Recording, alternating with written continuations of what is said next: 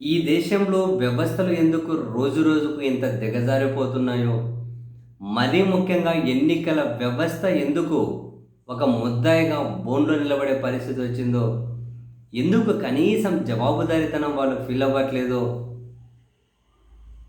ఈ దేశంలో చైతన్యవంతంగా జనం గుడ్డిగా కళ్ళు మూసుకొని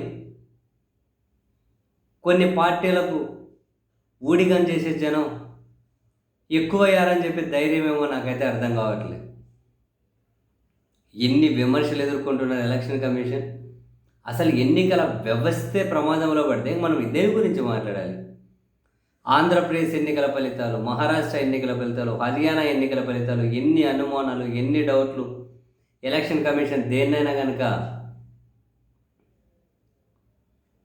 క్లియర్ చేశారా? కొన్ని ఎన్ని దారుణమైన విషయాలు బయటకు వస్తూ ఉన్నాయి. మొన్నసారి వైఎస్ఆర్ కాంగ్రెస్ పార్టీ వాళ్ళు దీన్ని పూర్తిగా విశ్లేషించుకునే లోతుల్లోకి వెళ్ళడం లేదు, కానీ వెళ్తే చాలా విషయాలు తెలుస్తాయి.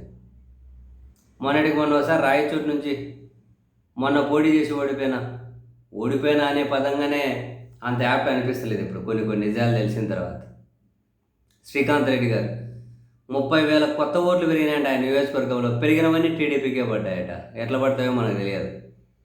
తాజాగా రాహుల్ గాంధీ గారు మాట్లాడింది పార్లమెంట్ ఆవరణలో, ఎలక్షన్ కమిషన్ని వదిలిపెట్టాం, వేటాడతాం, వెంటాడతాం, తప్పు చేసి తప్పించుకుందామని చెప్పి మీరు అనుకుంటున్నారేమో. 100% అతను 90% ప్రూఫ్లు కాదు, 100% ప్రూఫ్లు ఉన్నాయి. 100% ప్రూఫ్లు ఉన్నాయి. మీకు చూపెడతామంటే రండి పబ్లిక్గా, 4 గోడల మధ్య కాదు అని చెప్పి ఆయన అంటూ ఉన్నారు. మీకు కొన్ని ఎగ్జాంపుల్ చూపెడతా. అన్ని చోట్ల అలాగే ఉంది. ఇప్పుడు కర్ణాటకలోని ఒక కాన్స్టిట్యున్సీలో అంట రాహుల్ గాంధీ గారు చెబుతున్నారు. ఒకసారి తన మాటల్లోనే వినండి.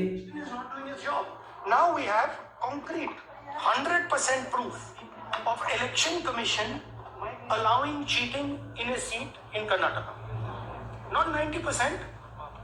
When we decide to show it to you, it is 100% proof. Okay? And we just looked at one constituency and we found this.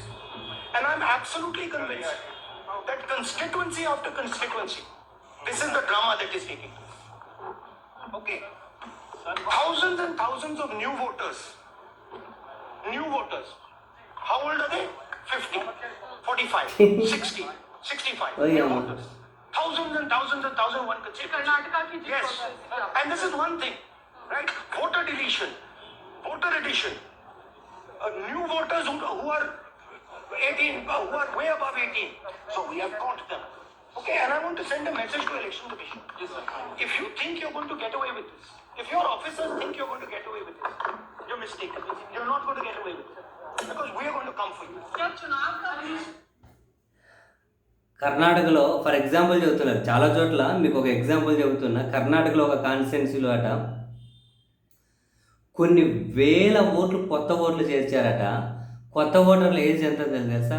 55 ఏళ్ళు, 60 ఏళ్ళు, 65 ఏళ్ళు, అట్లా కొన్ని వేల మంది.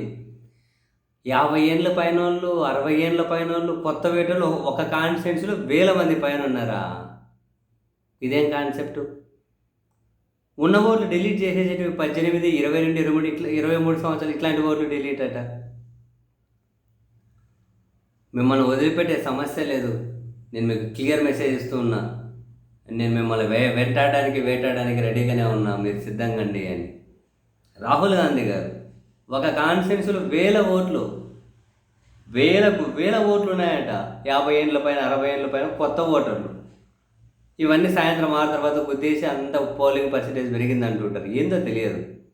ఏదో గిమ్ముక్కి, మొత్తం మీద అయితే గిమ్మిక్కు.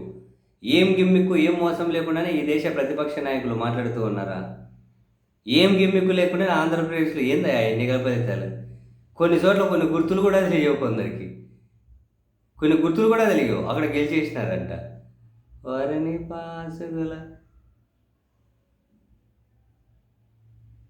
రాహుల్ గాంధీ గారు ఎంత సీరియస్గా చెబుతున్నారు. ఇక్కడ వైఎస్ఆర్ కాంగ్రెస్ పార్టీ వాళ్ళు ఓడిపోయిన తర్వాత సైలెంట్ అయిపోయినారు, కానీ వాళ్ళ నియోజకవర్గాలు వాళ్ళు స్టడీ చేసుకోవాలి, చేసి చాలా విషయాలు బయట పెట్టాలి. ఓడిపోతానే అందరూ సైలెంట్ అయిపోయి ఇంకేదో చేసుకుంటున్నారు ట్విట్టర్లో రాజకీయం. కానీ కనుక్కోవాలి కదా, ఎన్ని ఓట్లు ఉన్నాయి, ఎన్ని తీసేసారు, ఏంది అనలైజ్ చేసుకోవాలి కదా.